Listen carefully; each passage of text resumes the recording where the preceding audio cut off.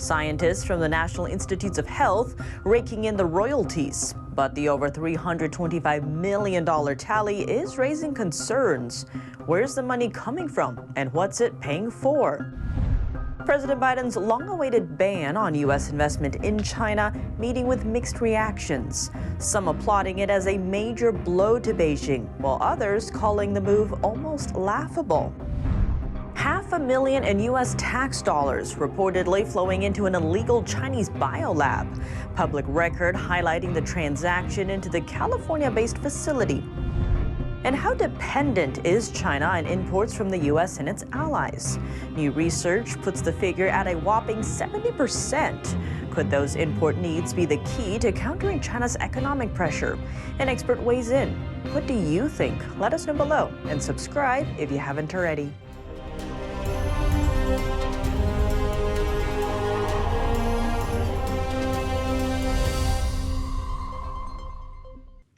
Welcome to China in Focus. I'm Tiffany Meyer.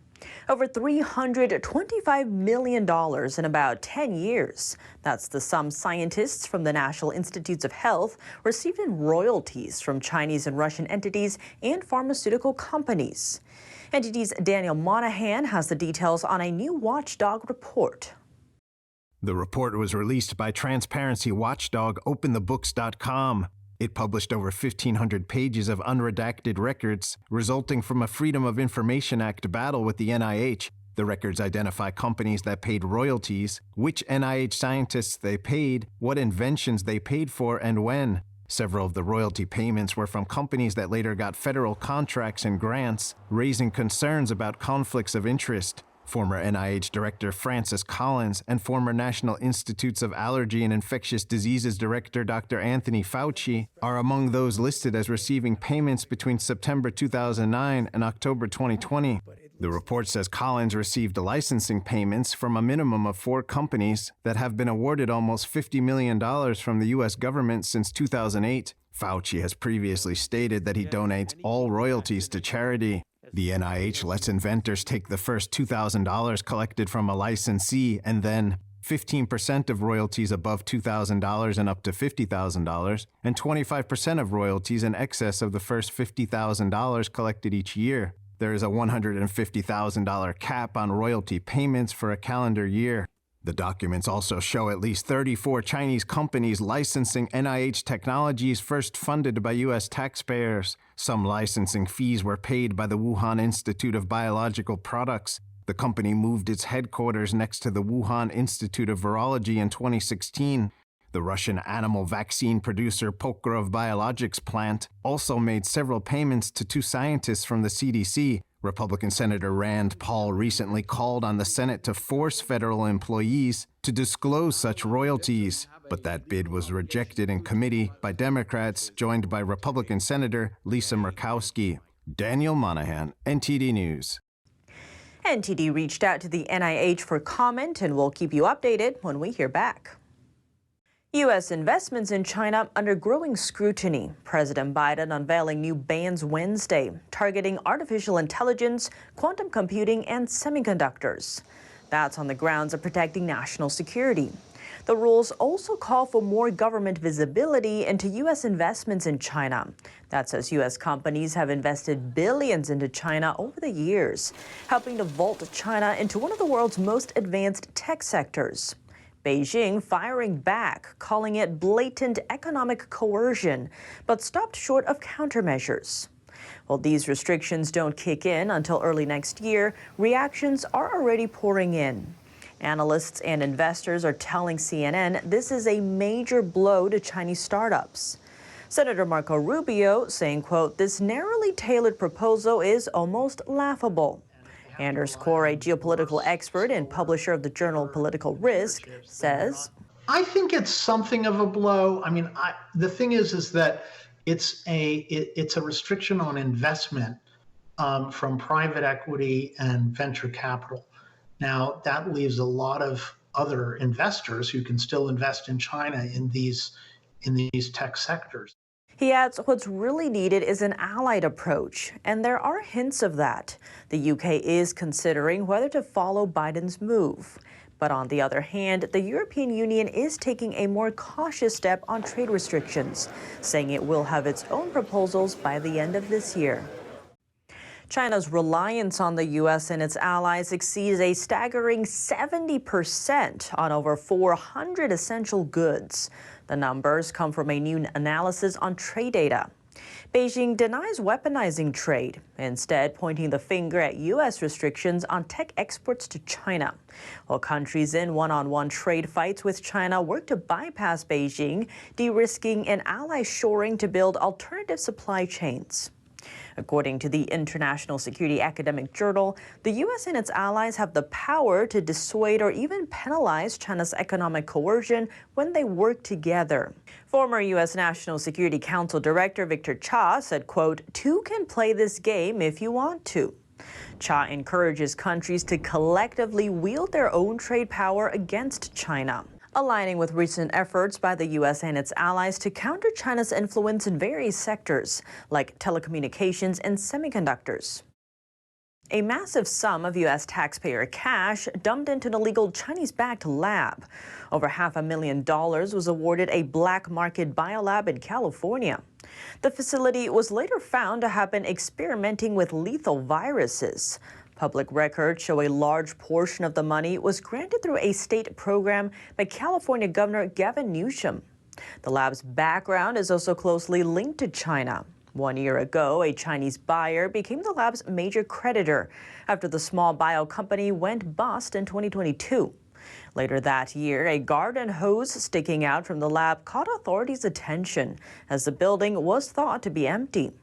Local officials issued a warrant to search the nondescript building, and what they found shocked them. They found rooms filled with samples of human blood. There were serums. There were lots of infectious diseases that were very scary, everything from HIV to COVID.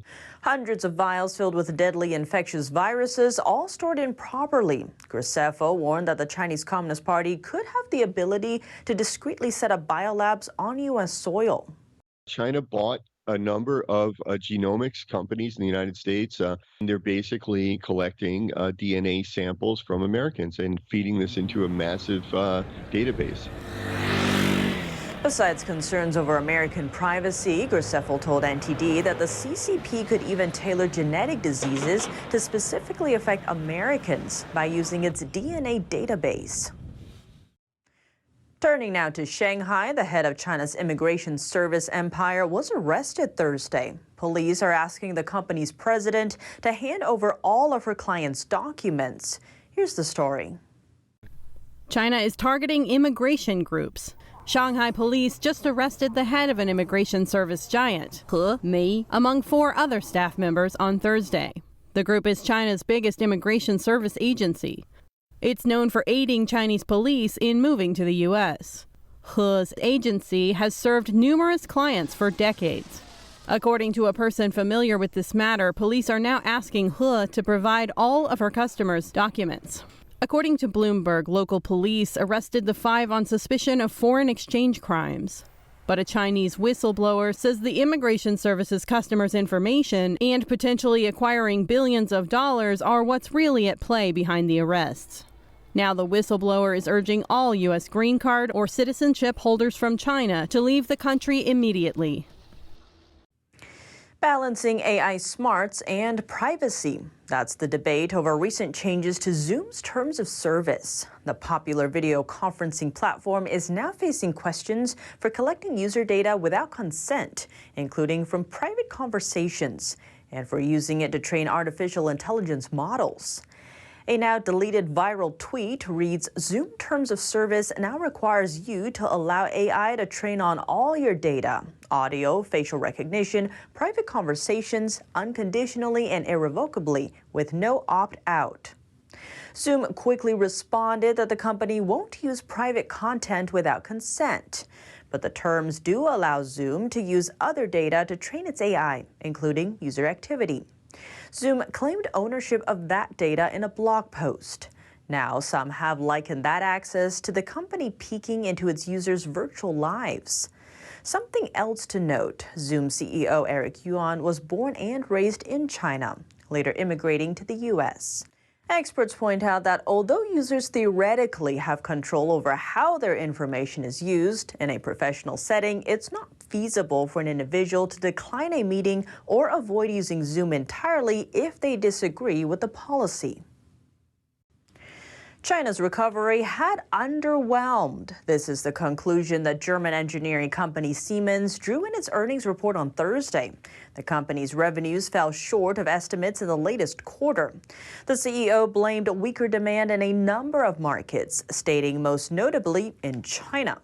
Here's more. The German company that deals with everything from trains to factory automation had a tough third quarter.